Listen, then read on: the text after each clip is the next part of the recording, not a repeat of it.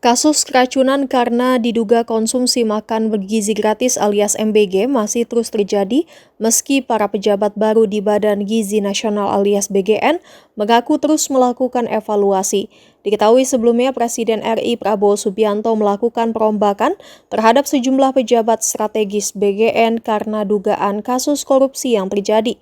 Sebanyak 3 pemimpin tertinggi BGN dicopot usai ditangkap Kejaksaan Agung RI karena dugaan korupsi MBG diantaranya Kepala BGN Dadan Hindayana. Masyarakat pun mengaitkan kasus korupsi besar-besaran tersebut dengan keracunan pada siswa lantaran sistem di MBG yang sangat buruk. Saat itu BGN mengaku bakal terus melakukan evaluasi terhadap proyek MBG yang menjadi program prioritas pemerintahan Prabowo Subianto. Namun setelah lebih dari 1 bulan evaluasi, nyatanya siswa keracunan diduga karena MBG kembali terjadi. Kali ini belasan siswa di Sekolah Dasar Negeri atau SDN Sendangrejo, Kecamatan Ngawen, Kabupaten Blora, Jawa Tengah, mengalami mual hingga muntah.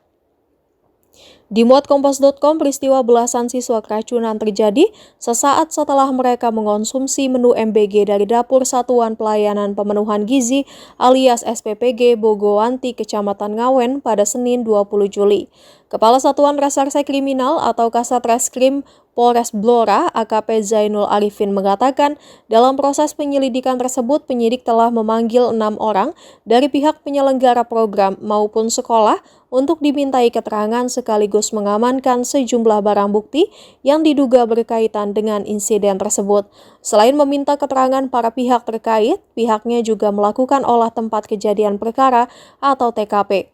Polisi juga turut mendalami informasi mengenai adanya susu kemasan yang disebut meledak sebelum dikonsumsi para siswa.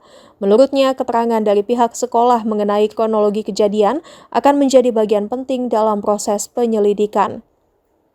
Selain itu, polisi juga berencana meminta klarifikasi dari sekolah lain yang menerima distribusi makanan dari SPPG Bogowanti untuk memastikan dugaan masalah pada susu kemasan juga terjadi di lokasi lain. Dalam penyelidikan tersebut, polisi telah mengamankan beberapa barang bukti berupa ompreng yang masih berisi makanan serta sampel susu kemasan yang telah didistribusikan kepada para penerima manfaat. Apabila hasil pemeriksaan laboratorium membuktikan susu yang dikonsumsi siswa dalam kondisi basi, penyidik akan menelusuri rantai distribusinya hingga ke pihak pemasok.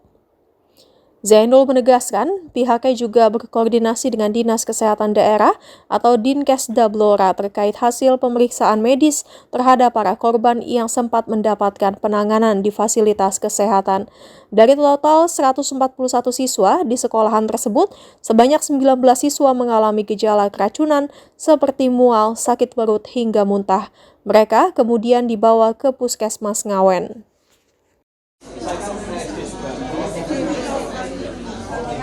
Jadi ini kejadiannya di SD Negeri Sendangrejo, yaitu total anak yang diduga keracunan itu ada 19 anak. Dan yang mungkin keadaannya agak perlu diperhatikan dan ditangani segera itu sekitar ada 5 anak.